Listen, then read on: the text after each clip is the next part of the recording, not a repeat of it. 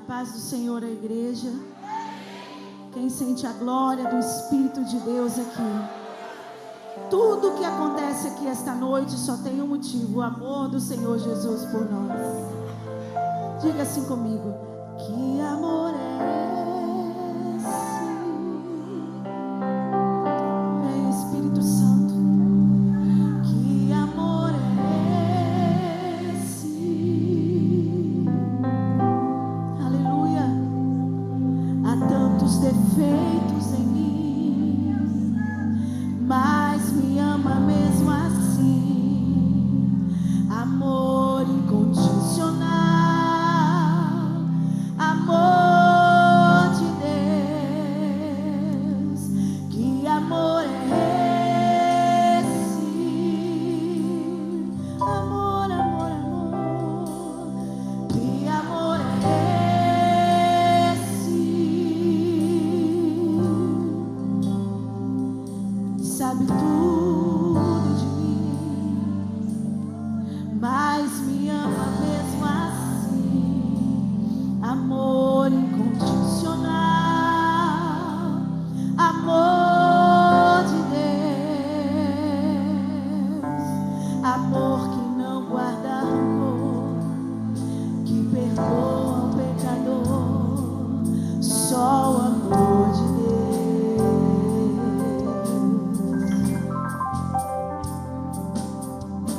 Amor que eu desconheço, que pagou alto preço por nos amar. Não dá para comparar este amor de Jesus. Incomparável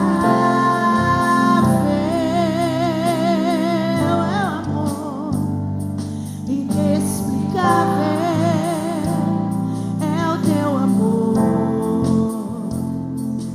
Nunca vi, nem haverá um amor igual ao teu. Amor de Deus, que amor é esse? Amor, amor, amor.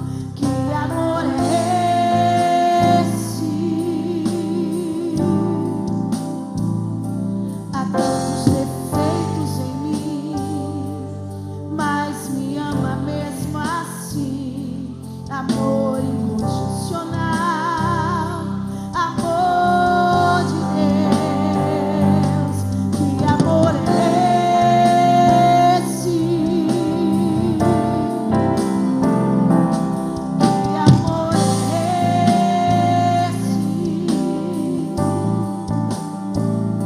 Sabes tudo de mim, mas me ama mesmo assim. Amor incondicional, amor de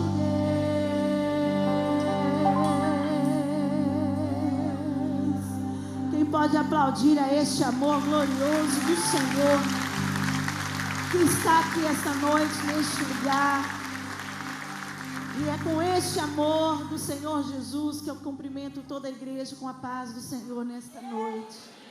Uma alegria imensa em meu coração estar aqui. Quando eu adentrei este lugar, e desde que estou participando com as irmãs desse período de jejum que foi comunicada pela pastora Regina, eu tenho agradecido ao Senhor por Ele me amar. Estar aqui neste lugar hoje é resultado do amor de Deus pela minha vida. Aleluia. Obrigada, pastor Nilton. Obrigada, pastora Regina, por este privilégio, por confiarem no pastor Alain, muito corajoso, de me indicar neste lugar. Me sinto honrada, privilegiada pela porta que o Senhor me abre aqui. Eu congrego na Assembleia de Deus, Ministério Fama, em Goiânia. O nome Fama não tem nada a ver com ser famoso, é o setor que a igreja está, se chama Fama. Por isso que a igreja é conhecida por estar num bairro Fama. E ali atuo há mais de 8 anos como pastora de mulheres daquele ministério. E o Senhor tem nos abençoado naquele lugar. Para os irmãos que já ouviram falar alguns anos atrás, mais de 40, Eu sou filha do saudoso pastor Osiel de Paula, da saudosa dupla Otoniel e Osiel. E estou aqui na região em que aconteceu um fatídico acidente há 40 anos atrás, em que o Senhor os recolheu numa estrada, num percurso de Ijuí para Santa Rosa, especificamente na cidade de Ijuí, que aconteceu esse acidente. Todos os motivos eu teria para não estar aqui, mas o amor incondicional, incomparável do Senhor me traz aqui a este lugar, aleluia, e é por isso que eu estou aqui esta noite. Eu quero te convidar a abrir comigo a sua Bíblia, e depois de entrarmos a palavra, eu ainda vou cantar uma canção do meu CD, que é uma regravação dos meus pais.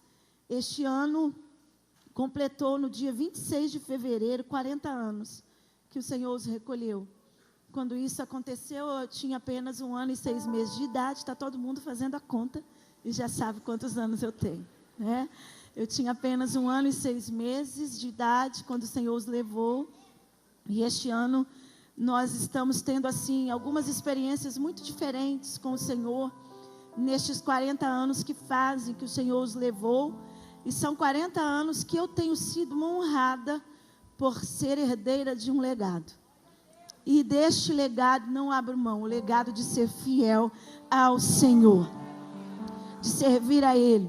Abra comigo a sua Bíblia na carta de Pedro, primeira carta, no capítulo 4, versículo 8. Primeira carta de Pedro, capítulo 4, versículo 8. E depois iremos ler também no segundo livro de Samuel, no capítulo 21. Primeira carta de Pedro, capítulo 8, diz assim, capítulo 4, versículo 8. Acima de tudo, porém, tende amor imenso uns para com os outros, porque o amor cobre uma multidão de pecados.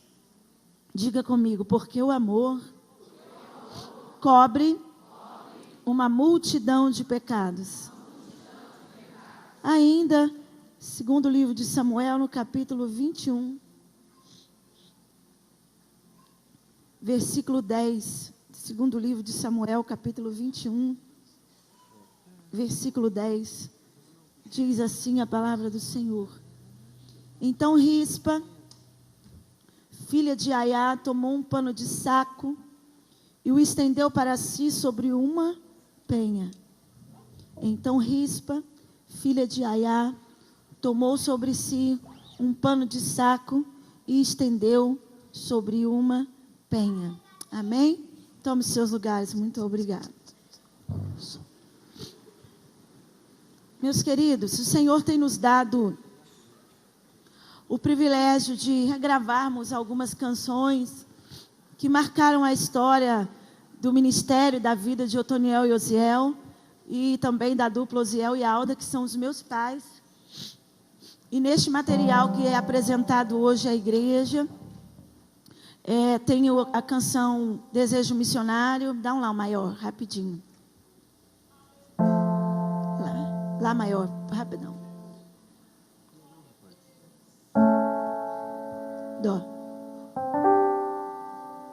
Dó menor, desculpa, tá? É o Lá menor, então. Eu estou enrolada aqui com a minha cabeça até. Senhor, tu sabes do anelo que há em minha alma. É como fogo bem aceso em meu coração. Senhor, pergunto, por que é que eu não posso andar pelos países deste muito perdido? Outra canção que está no CD. Para a casa de Jairo ia Jesus, e uma grande multidão ia atrás dele. Uma pobre mulher cheia de fé esqueceu da multidão e o tocou. Essas duas canções e também Festa no Céu, que é uma canção que foi gravada algumas semanas antes deste acidente fatídico, seria o próximo lançamento de Otoniel e Osiel, que não chegou a ser lançado com eles em vida. E todo este disco, Festa no Céu, são canções realmente que falam sobre o céu, como se eles já estivessem se despedindo desta terra. Esta canção é bem conhecida. Eu estou convidado para uma festa lá no céu. Eu estou convidado para uma festa lá no céu. Então essas canções estão, mas eu mandei uma de Osiel e Alda para a equipe de louvor, através do pastor Isaac, a quem eu agradeço pelo empenho. E eles tiraram aí uma canção de Osiel e Alda chamada Minha Vida. E nós vamos cantar com a equipe de louvor daqui da igreja com muita alegria. Aleluia.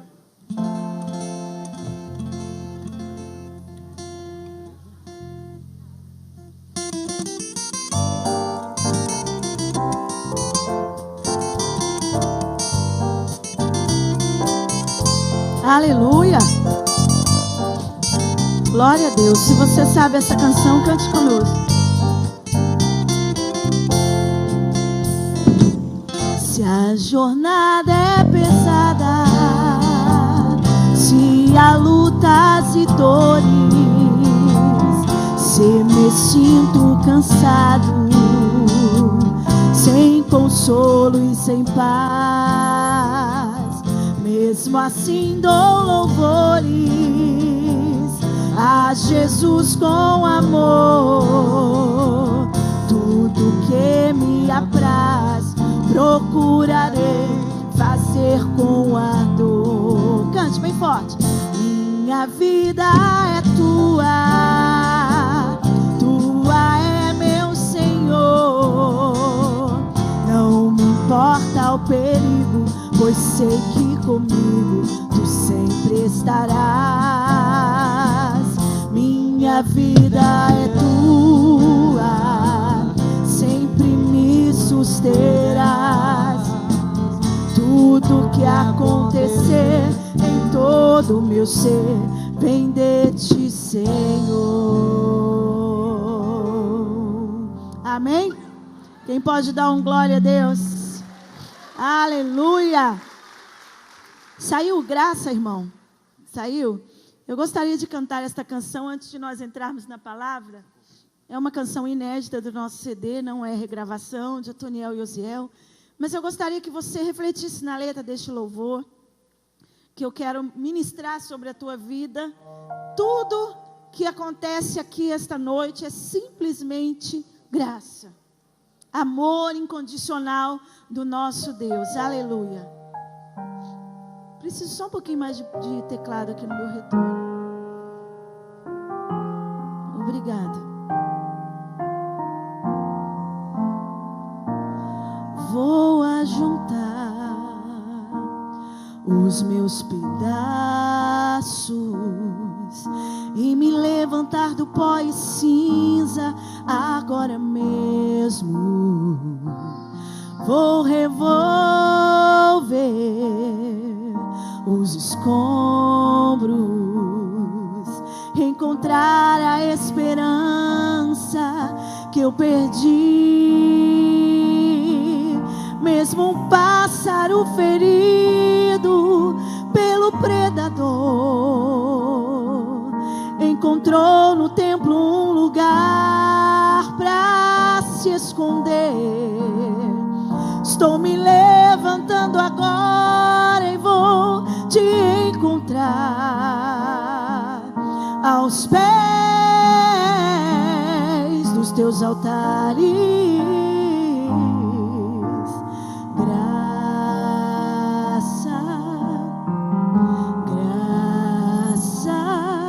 Os feridos como eu pedem graça,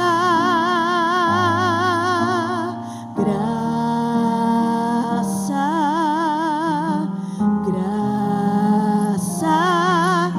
Esta cura é possível só por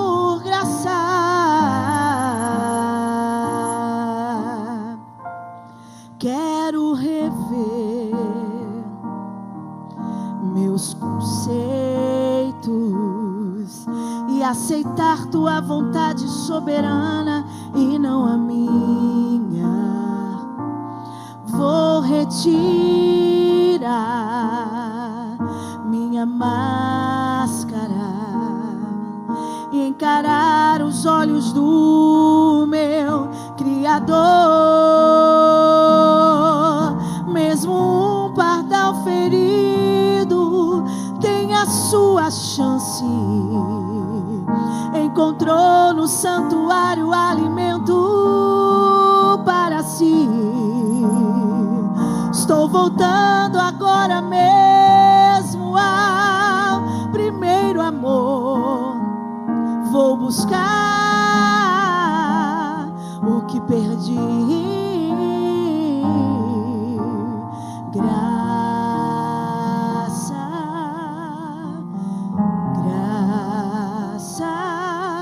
os feridos como eu pedem graça.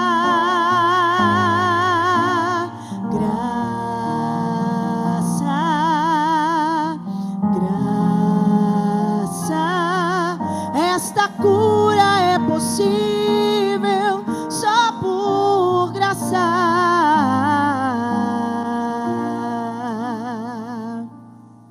Não me deixes morrer sem antes te adorar.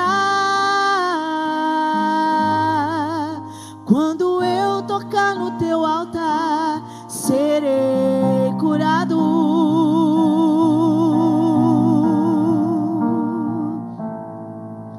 Quando eu tocar no teu altar, serei curado.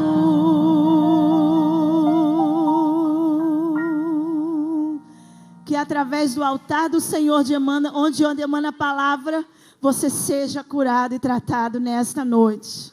Aleluia. Meu querido, você adquirindo o meu CD, você estará contribuindo diretamente, não com o meu ministério específico, com a minha vida particular. Mas eu tenho um projeto de vida para o mês de novembro este ano, de passar alguns dias na cidade de Maputo, em Moçambique, realizando um trabalho missionário com mulheres ali naquela cidade. Nossa igreja tem uma frente missionária naquele lugar e eu estou indo realizar o primeiro seminário de mulheres naquela cidade por 8 dias. E cada CD que você adquirir, você está transformando esse CD em uma Bíblia para aquelas irmãs. Elas têm muitas dificuldades de adquirir a Bíblia, dividem Bíblias entre si, cada dia fica com uma.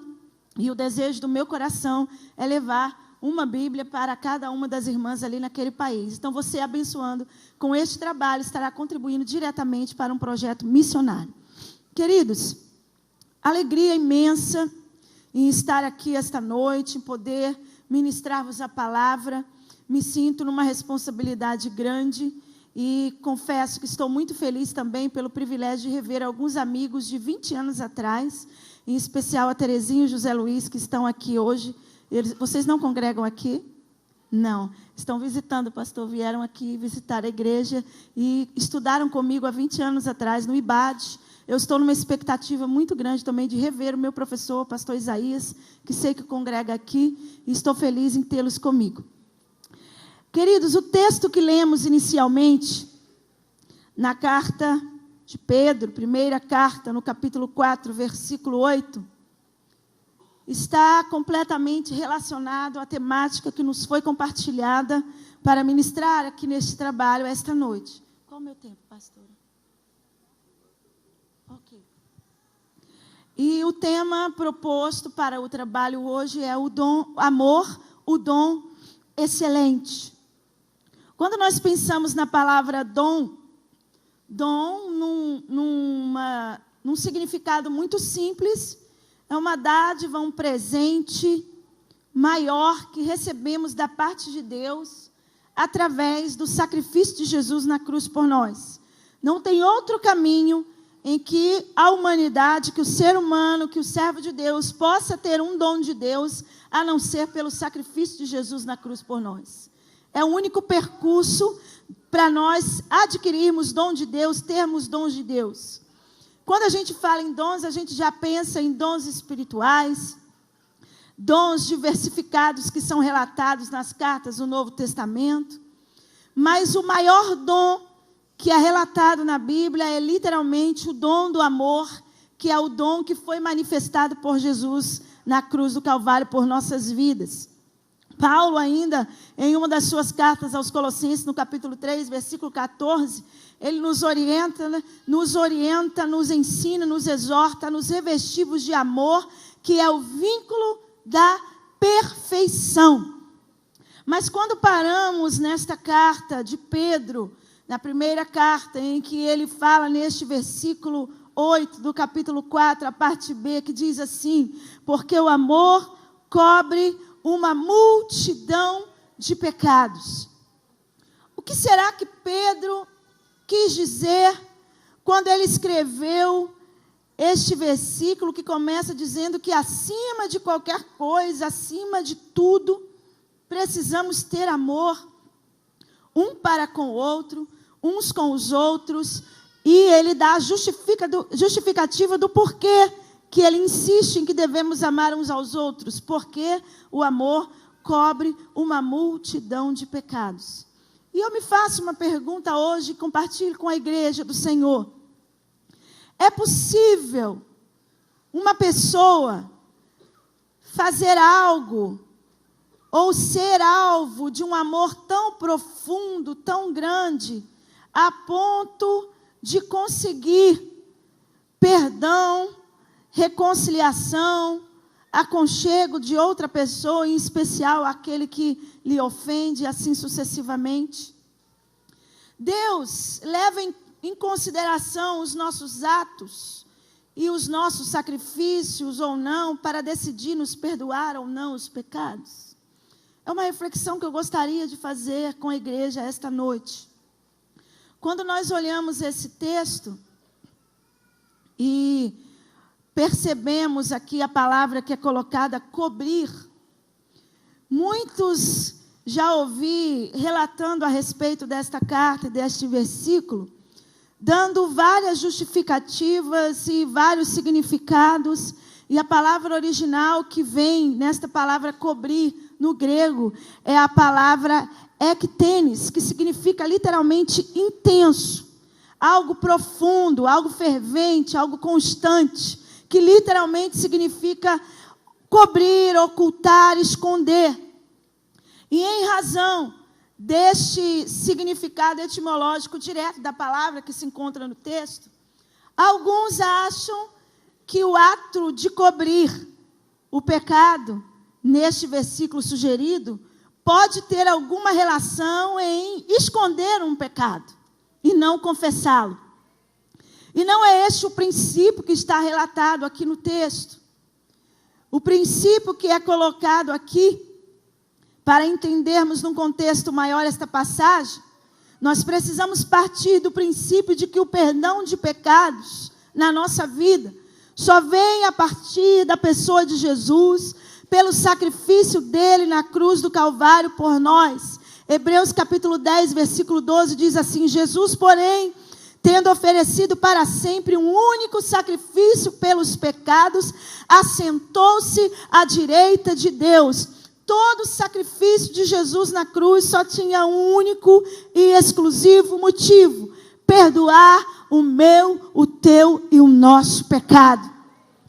Nos tornar herdeiros de uma herança espiritual, que é a expectativa e a esperança de um dia morarmos na eternidade com o Senhor e sermos salvos eternamente.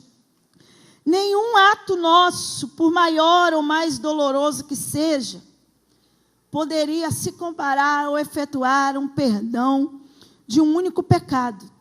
Só Jesus é capaz de promover este ato nas nossas vidas. O amor, quando ele se envolve nesse contexto, não é apenas um amor no sentido de vocação. O amor aqui neste versículo, ele está embutido num princípio de atitude, de ação. Tem uma frase muito popular que eu gosto muito, que diz assim: o amor, além de palavras, ele é um ato. Ou seja, falar que te ama, dizer que te ama é muito fácil. Mas será que as minhas atitudes, as suas atitudes, as nossas atitudes correspondem a esta palavra que sai da minha boca? Hoje nós fizemos aqui inúmeras declarações de amor ao nosso Deus. Declaramos o nosso amor ao Senhor desde o momento que decidimos estar na casa dEle. Declaramos o nosso amor ao Senhor desde o momento que começamos a nos organizar para vir à casa do Senhor.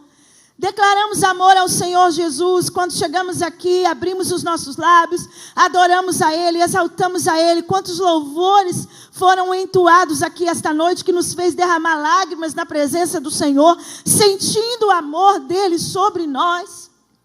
Mas os nossos atos, dia após dia, independente do olhar e do foco de outro, de quem está observando, de quem está olhando, o meu ato, o meu comportamento, as minhas atitudes devem revelar 24 horas do meu dia o meu amor pelo meu Senhor. Aleluia! E quando nós olhamos esse contexto, então percebemos que este amor que é relatado aqui é um amor que vai além de palavras. Ele está embutido num princípio de atitude. Coisas que eu preciso fazer na minha vida, ações que eu preciso praticar na minha vida, no meu dia a dia, que realmente demonstre amor. O amor, segundo Paulo, ele é paciente, ele é benigno, e sobre este capítulo eu pretendo comentar amanhã, mas não poderia me furtar da oportunidade de lembrar dele. Então, esta passagem significa, evidentemente, que nós estamos embutidos num contexto em que o amor de Deus é o princípio de todas as coisas na nossa vida e é aquele que nos mantém onde nós estamos hoje. E quando a gente pensa neste amor como um dom excelente, a gente sempre pensa no amor de Deus por nós como um amor de pai. Mas eu quero pedir licença a todos os homens que estão presentes hoje neste plenário, por ser um evento feminino, de eu trazer um exemplo e um foco no dom do amor de uma mãe. Eu penso que não existe em um contexto da nossa vivência diária, da nossa vivência no nosso dia a dia, um exemplo tão forte, tão marcante na nossa vida que não seja o amor de uma mãe. E mesmo que este exemplo seja tão forte, porque se torna quase impossível para a minha mente, eu sou mãe de 2 filhos, pensar em alguma atitude da minha parte que pudesse causar algum tipo de prejuízo aos meus filhos. Muito pelo contrário. Como mãe, eu penso que eu estou disponível até a passar por situações difíceis em detrimento do benefício deles. Por amar a eles, por cuidar deles.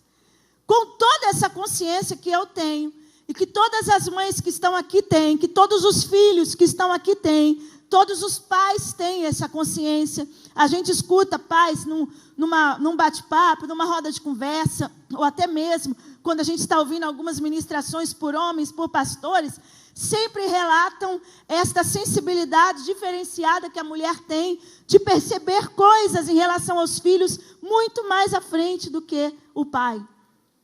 É a nossa sensibilidade natural. E com toda essa conscientização, a própria Bíblia ainda dá uma sugestão de que se possivelmente, ainda que esta mãe, que talvez no nosso olhar humano não tem possibilidade dela abandonar um filho, a Bíblia diz que ainda que ela venha a se esquecer, Deus nos dá a garantia que Ele jamais se esquece de nós. Nunca. E tem tantas mães na Bíblia que poderiam ser comentadas, relatadas, citadas aqui hoje à noite. E eu orava ao Senhor, enquanto participava deste projeto de oração, intercessão e jejum com as irmãs desta igreja. E o Senhor colocou em meu coração uma mulher na Bíblia que não é famosa. Existem aquelas mulheres na Bíblia também que têm fama, né? Que pregam muito sobre ela. Falam muito dela. E o Espírito Santo me levou numa mulher que não tem muita fama nos púlpitos, talvez. E o capítulo 21 do 2º livro de Samuel é o exemplo pelo qual eu gostaria de compartilhar com a igreja hoje sobre uma mãe que teve este princípio do dom excelente do amor.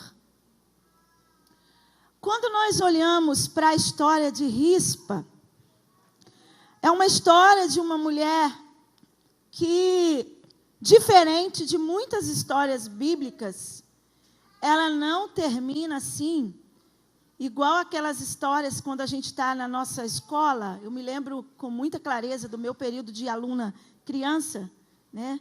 E eu gostava muito de ler, e as minhas leituras favoritas eram os contos de fadas, porque eu sempre sabia o final, né? Todos eles terminavam com a mesma frase: e foram felizes para sempre. A história de Rispa não tem um final extremamente feliz. E talvez assim pareça até uma contradição. Nossa, mas como que pode na Bíblia ter uma história que talvez não tenha um final tão maravilhoso como a gente pudesse esperar, vibrar, pular, gritar? Mas tem lições muito profundas aqui neste texto. E a história de Rispa, ela é repleta de pecado, de dor, de morte, de fome, de crise por todos os lados. O capítulo 21 começa relatando um momento histórico em que o rei que governava sobre a nação de Israel era Davi. E o capítulo começa assim: houve em dias de Davi uma fome de 3 anos consecutivos. Todos nós sabemos que nenhum governante, eu vi que foi apresentado aqui o prefeito, ok, está ali. Nenhum governante gostaria de saber que a cidade, ou a nação, ou o povo que está sob os seus cuidados está passando fome.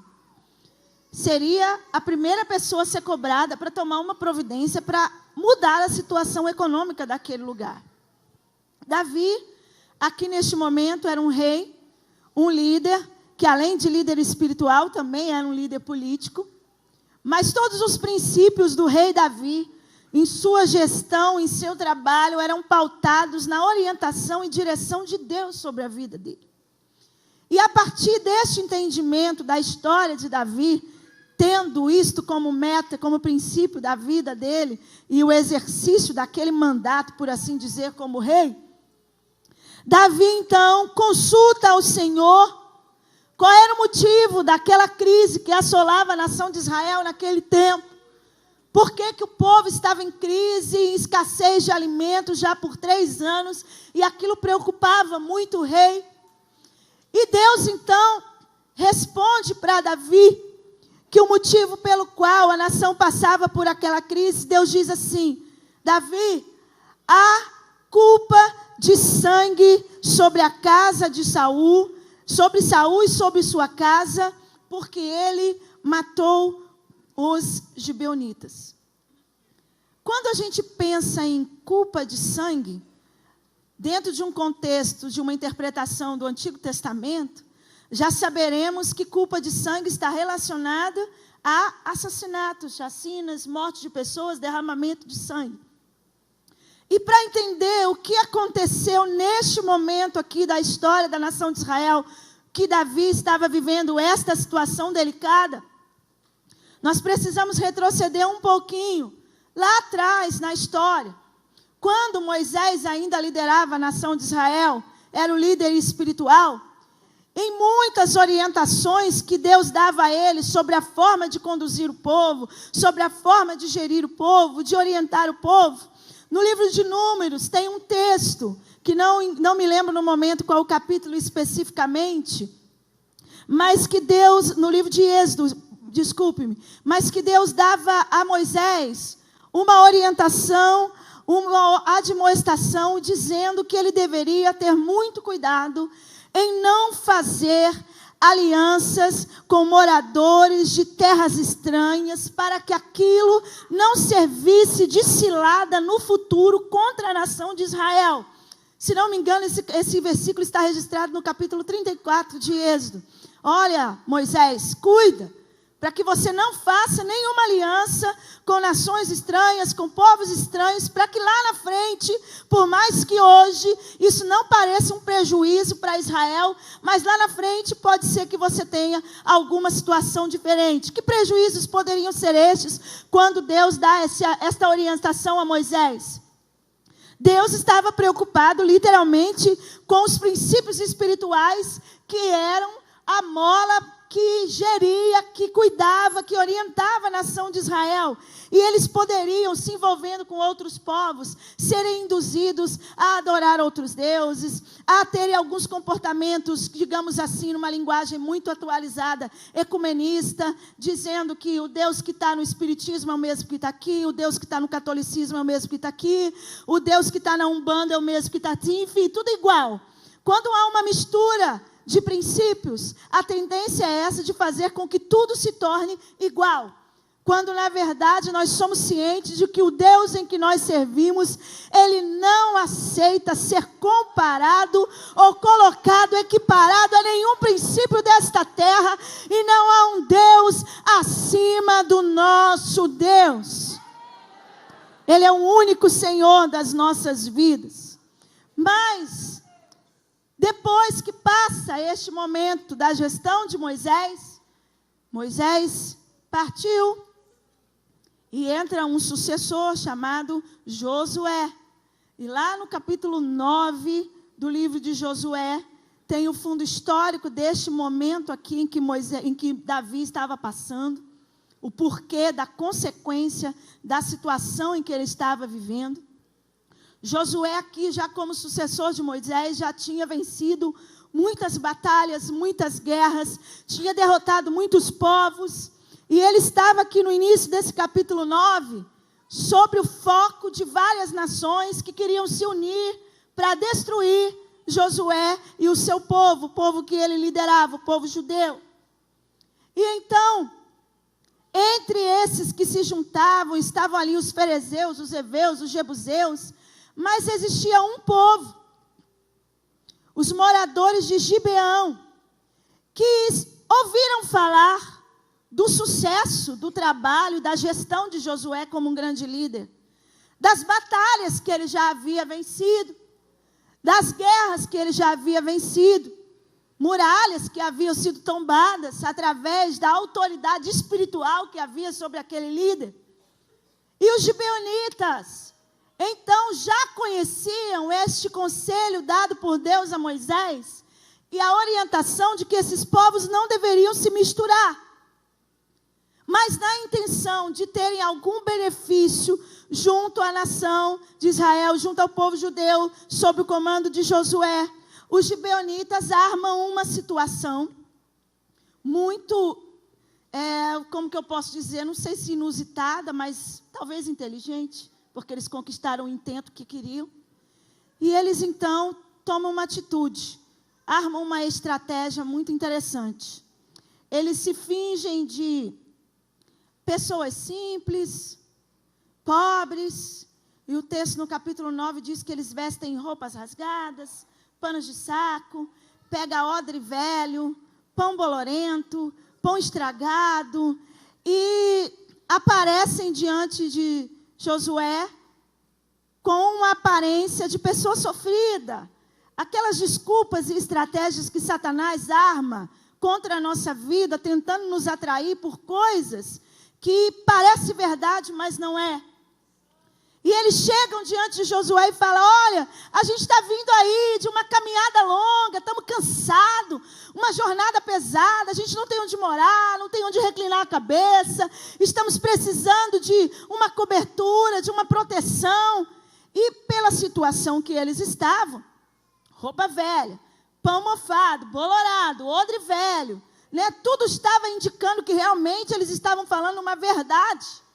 A Bíblia diz literalmente que Josué não consultou ao Senhor a respeito desta decisão. E ele dá liberalidade para que os gibeonitas realmente comecem a morar dentro da nação, no meio do povo de Deus, São aquelas circunstâncias que eu quero trazer à nossa reflexão esta noite, de escolhas e situações da nossa vida que a gente toma sem refletir o que isso pode gerar para mim lá na frente. Não consultamos a opinião e a direção do Espírito de Deus. E Josué permite que os gibeonitas fiquem ali.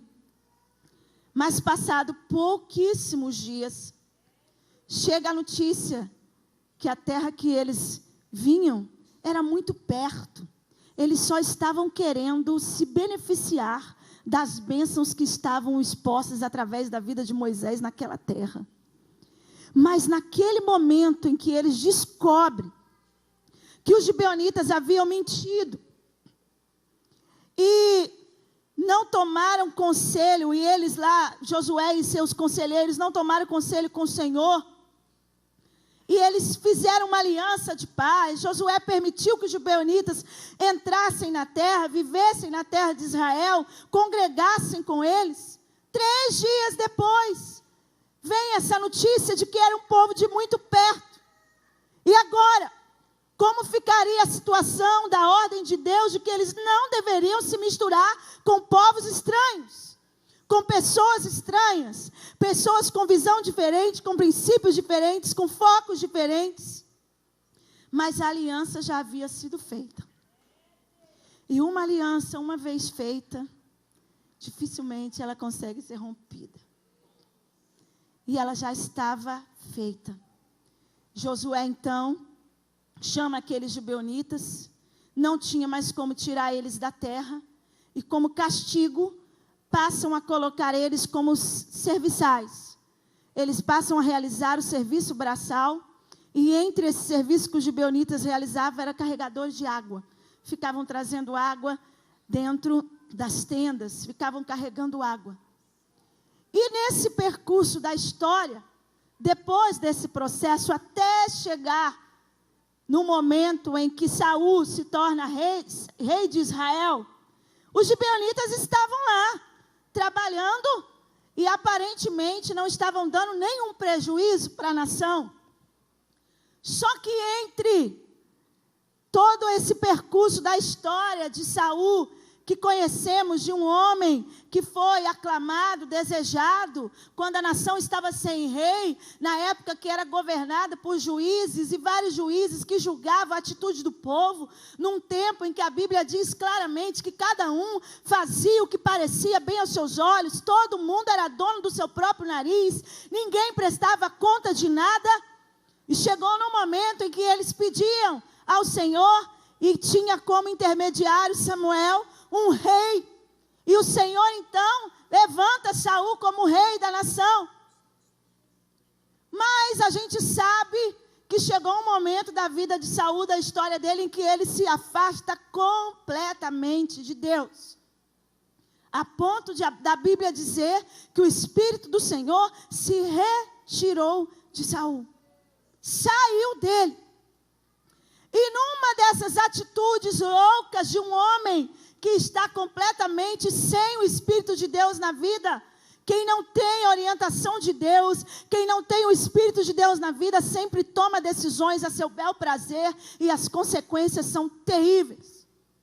Saul resolve em um momento da história implicar com aqueles gibeonitas que estavam lá no meio do povo, e resolve fazer uma matança. Numa linguagem muito atual, ele promove uma chacina e mata muitos gibeonitas, pensando: eu vou matar logo esse povo, porque é uma praga, está no nosso meio aqui, vai que no futuro dá algum problema, e mata o povo. Só que não era mais um povo qualquer, era uma nação que lá atrás Josué havia feito o quê? Aliança. E se eles estavam aliançados com o povo de Deus, estavam dentro, havia uma responsabilidade espiritual sobre aquele povo, colocada em cima de Josué e a nação de Israel. E no livro de Números, há um versículo que diz claramente que quando um crime ficava sem punição, o pecado que era colhido, a consequência que era desenvolvida imediatamente, era que a terra se tornaria estéril, infrutífera. Aqui começa o entendimento do problema que Davi estava enfrentando neste momento de fome e crise na nação de Israel. Deus havia permitido naquele momento da história. Alguém pode dizer assim, ué, mas depois de tanto tempo, só agora que Deus foi mexer nisso? É uma evidência de que pecados encobertos, um dia eles vão ser tratados. Coisas que estão assim aparentemente caladinho, ninguém está vendo, ninguém viu, não faz mal, não tem importância, uma hora vem. E aqui está um momento da história em que o povo estava sofrendo a consequência de uma esterilidade na terra por causa de uma culpa de sangue que havia na casa de Saul e na sua história.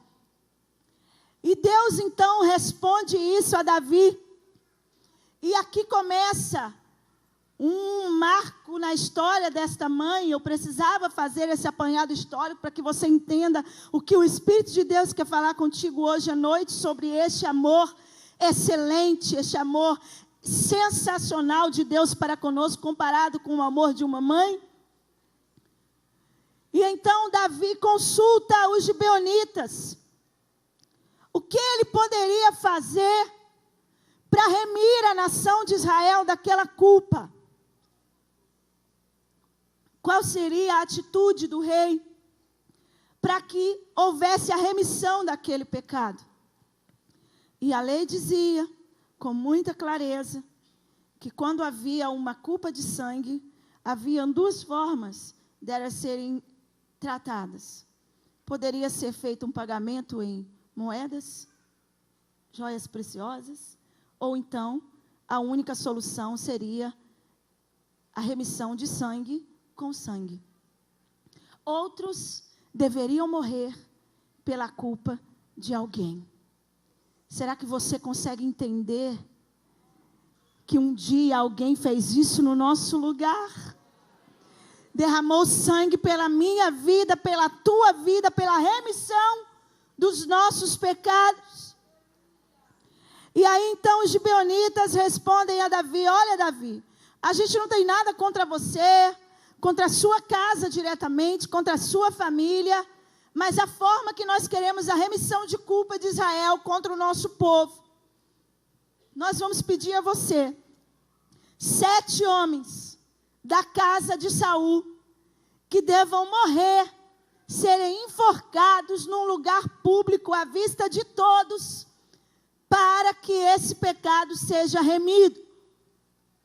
E Davi, então, naquela hora, se encontra numa situação bastante delicada, porque ele, como rei, ele deveria escolher quem seriam estes da descendência de Saul, da casa de Saul, que seriam literalmente enforcados, sacrificados para remir o povo.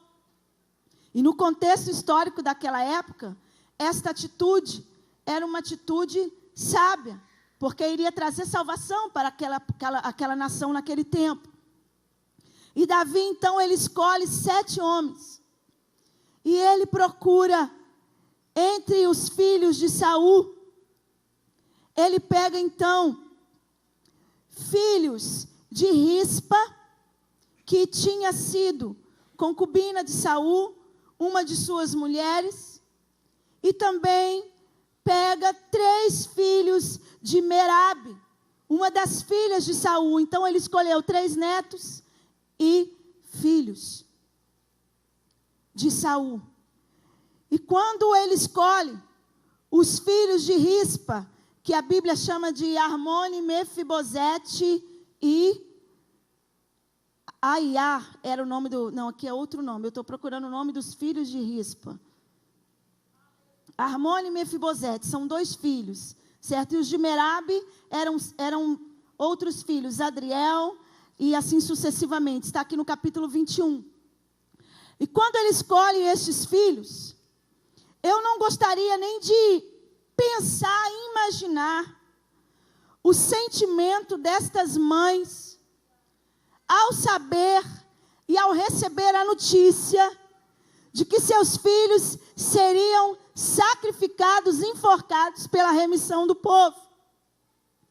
E aí aqui, quando chega esse momento, pensa eu, você mãe que está aqui hoje, pais, ter alguém batendo na tua porta, te comunicando, olha, no passado aconteceu isso, isso, isso, e agora, para remir o povo, nós vamos precisar levar alguns dos seus filhos, que vão morrer enforcados. Eu imagino que aquelas mães, naquele momento, dentro de sua alma, tiveram desesperos, angústias, dores. E aqueles rapazes foram literalmente levados para um lugar, um monte chamado Gibeá, uma montanha, um monte de Jerusalém que ficava num lugar de destaque. Todas as pessoas geograficamente que passassem pela cidade conseguiam visualizar, porque precisava ser feito um ato público. E naquele momento, aquela mulher com aquela dor, aquelas mulheres com aquela dor, com aquela tragédia, perdem os seus filhos. Mas eu tenho aqui o perfil de duas mães, uma Merabe, que eu não encontro em nenhum momento aqui neste capítulo, nem capítulos anteriores ou subsequentes, algum versículo que mostra alguma atitude dela a respeito da situação. Ela prefigura aqui alguém que tem circunstâncias difíceis na vida familiar, com filhos, ou na sua vida mesmo no dia a dia, em diversidade de situações, que se conformam. Não tem jeito, não tem solução, é por aí mesmo, e pronto. Cumpriu o que deveria ser feito, entregou os rapazes. Mas a Bíblia diz que Rispa, filha de Aiá, tomou um pano de saco e o estendeu para si sobre uma penha. Aqui começa um perfil diferenciado de uma mãe que, independente da circunstância em que ela estava vivenciando, o amor que ela sentia pela honra dos filhos era muito maior que uma circunstância em si.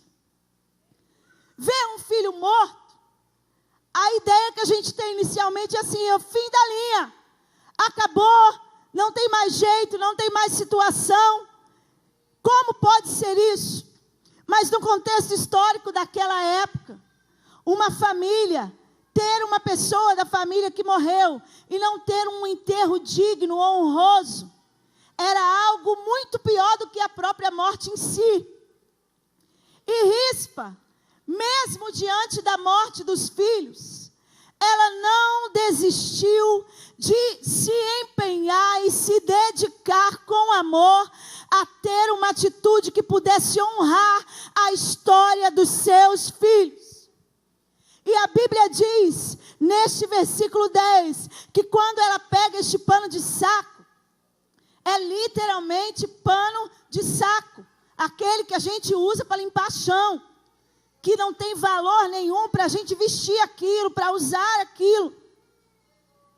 E a Bíblia diz que ela pega isso e vai para aquele lugar onde aqueles corpos estavam expostos, pendurados. E o texto diz claramente que ela fica naquele lugar desde o princípio da ceifa até que caiu água do céu. Quando a gente vai ver alguns comentários a respeito deste momento em que ela fica lá, o período em que Rispa ficou naquele lugar, princípio da ceifa começava mais ou menos ali, meados do mês de abril, e a chuva só vinha cair lá no mês de outubro.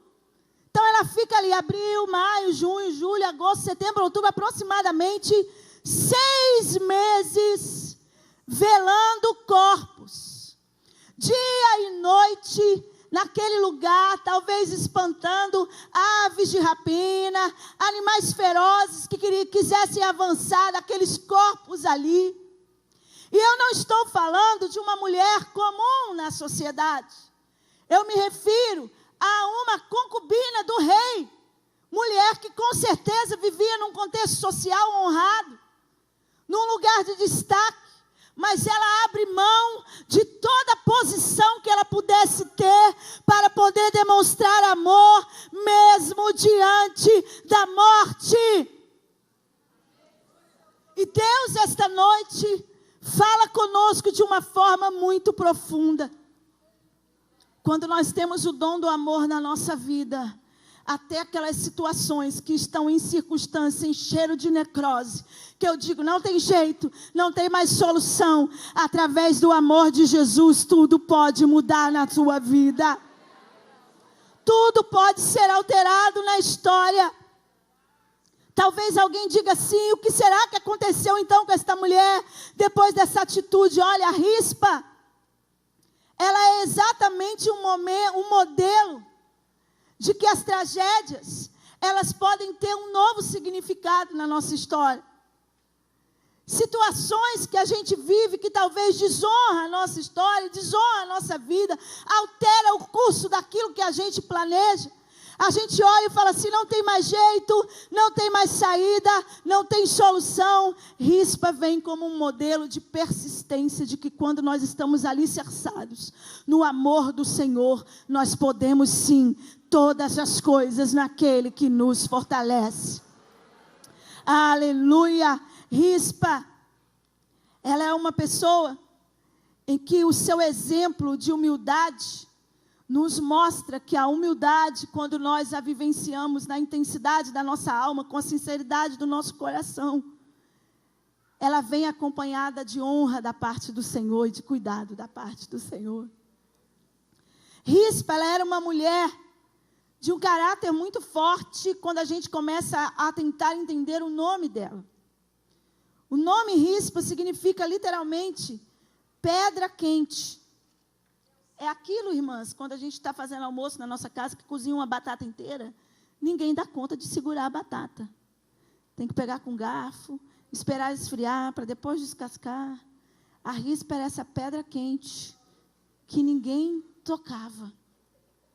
E existem coisas na nossa vida que às vezes a gente também se torna tão intocáveis. E o Senhor permite algumas circunstâncias para que essas situações intocáveis, Ele venha mudar o nosso coração, tirar o coração de pedra, colocar um coração de carne, um coração sensível, maleável e disponível ao agir do Senhor. Rispa estava ali como um modelo de uma pessoa de alta sociedade, que não tinha por que estar ali. Talvez amigos, parentes passassem por ela naquele tempo tão grande de ficar ali, dia e noite, velando aqueles corpos, cuidando daqueles corpos, protegendo aqueles corpos. O que essa louca está fazendo ali? O que ela quer com aquilo? Mas o tempo passa e algumas coisas começam a acontecer positivamente com aquela atitude de persistência, de amor daquela mãe. Quando nós estamos em Cristo, todas as nossas crises, elas podem ser ressignificadas. O Senhor escreve uma nova história quando o amor dele nos alcança. Tudo muda. O dom do amor é exatamente isso. Quando nós somos alcançados por Jesus, o amor dele derramado na cruz por nós ressignifica as nossas tragédias. Deus escreve uma nova história, começa um novo tempo. E chega ao conhecimento do rei, que aquela mãe estava lá durante todo esse tempo, velando o corpo dos filhos. E uma situação que parecia que não ia dar em nada, diante dos filhos que morreram sem honra funeral, sem ser enterrado dignamente. Davi fica sabendo da atitude de Rispa. E em todo este período que ela estava lá, a terra estava ainda em seca. Ainda não tinha acontecido a remissão da nação de Israel. Eu quero que você entenda isso. Daquele período que o povo estava sem alimento, a terra ainda estava infrutífera.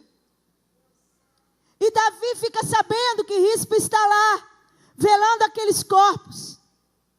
E comovido com a atitude de amor daquela mãe, o rei altera o curso normal das coisas. Não seria normal pessoas que morreram por remissão de pecado ter enterro honroso ou ter a honra devolvida à família com determinada dignidade. Mas quando Deus olha a intenção do coração daqueles que se empenham a se entregar a Ele, independente da circunstância, nós servimos a um Deus que é especialista em alterar aquilo que é colocado para nós como regra.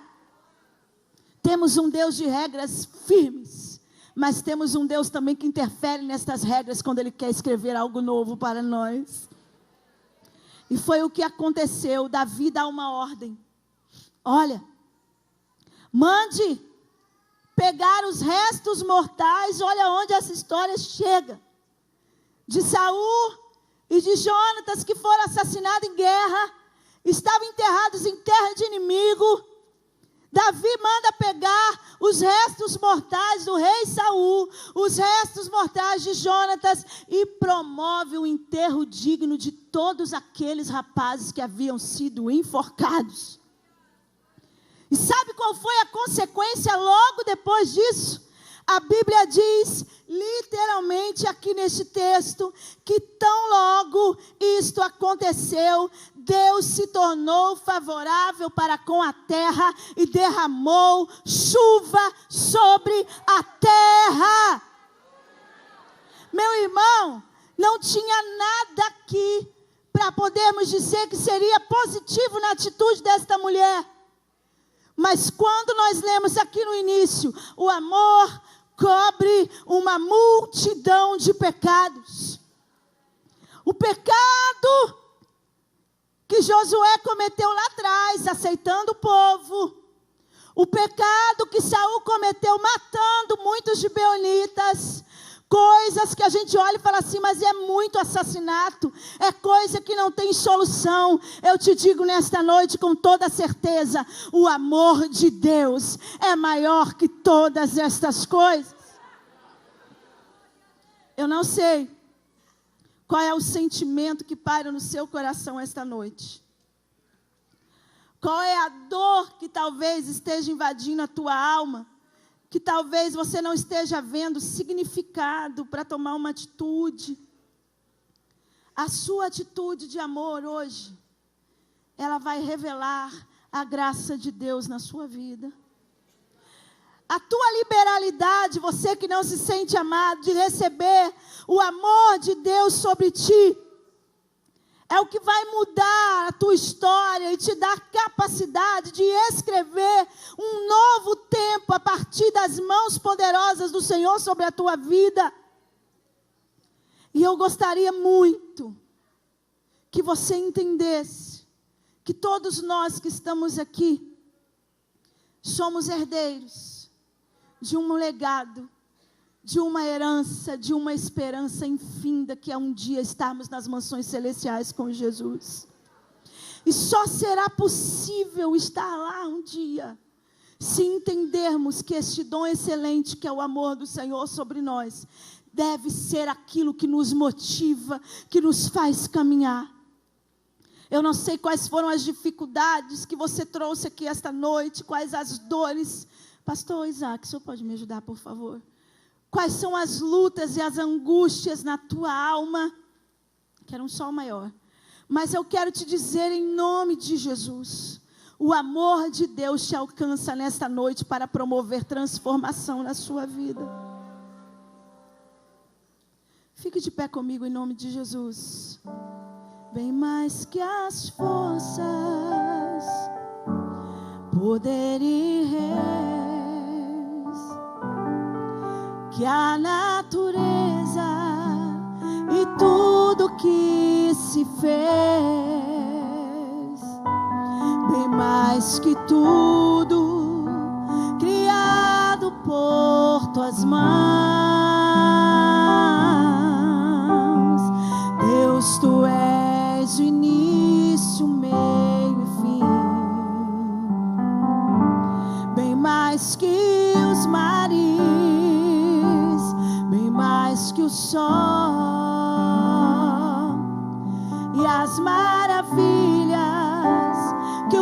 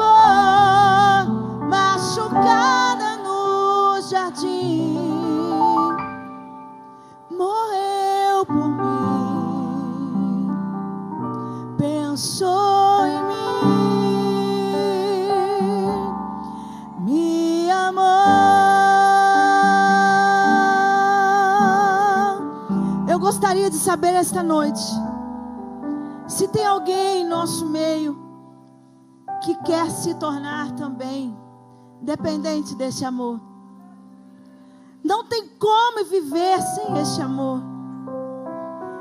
A história que ouvimos aqui esta noite, desta mãe que demonstrou um amor incondicional pelos filhos, independente da circunstância. Nem essa história tão forte, tão dolorosa, é capaz de se comparar ao amor de Jesus pela tua vida.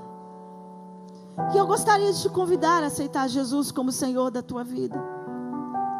Eu quero convidar a igreja nesta hora a fechar os seus olhos, começar a falar com o Senhor neste momento, para que haja liberalidade nesta hora, para que o Espírito de Deus venha tocar os corações. Quem convence é a palavra, quem convence é o Espírito Santo. Senhor, em nome de Jesus, nós colocamos diante de Ti, Pai, os nossos corações, a nossa vida. Te exaltamos, meu Deus, pela liberalidade no amor que temos aqui esta noite, porque a Tua presença aqui, real em nosso meio, é fruto do amor do Senhor para conosco. Jesus, nós Te pedimos que o Senhor toque corações esta noite. Onde houver corações feridos, corações machucados, corações que estão, Senhor, sensibilizados com as aflições e as agruras desta vida, que o Senhor venha trazer paz, que o Senhor venha trazer transformação, que o Senhor venha trazer libertação. Senhor, em nome de Jesus, inunda a Tua igreja com o Teu amor, inunda a Tua casa com a Tua glória, inunda o Teu povo com a presença real do Teu Espírito Santo a cada instante, porque é por amor que estamos aqui, foi por amor que o Senhor um dia morreu na cruz por nós. Aleluia, aleluia, nós Te exaltamos, Senhor, Te glorificamos, meu Pai. Por amor, Sua vida entregou, meu Senhor. Humilhado foi como a flor machucada no jardim, morreu por mim, pensou em mim, me amou. Tem alguém esta noite ainda que deseja aceitar ao Senhor como o Senhor da sua vida? Levante a sua mão comigo. Quero abençoar o povo de Deus esta noite antes de devolver o microfone. Levante as suas mãos, igreja, por gentileza. Meu Pai, em nome de Jesus, eu Te exalto pela Tua presença, a Tua glória, a Tua unção, o Teu poder derramado aqui esta noite através dos louvores e da Tua palavra. Senhor, que este amor maravilhoso, infinito do Senhor, demonstrado na cruz por nós através de Jesus, seja o que venha transbordar em nossas vidas a cada segundo da nossa vida. Senhor, ministro sobre a igreja do Senhor, a paz do Senhor, a glória do Senhor, o amor do Senhor, a proteção do Senhor, o cuidado do Senhor, Pai, a cada dia. Deus, onde tiver uma mãe que talvez já desistiu de um filho, que ela seja tocada por este amor e não abra mão.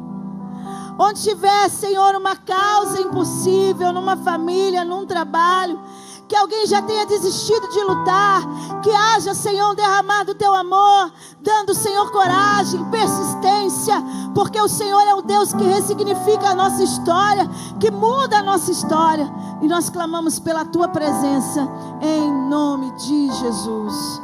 Amém. Muito obrigada, pastor, pela oportunidade.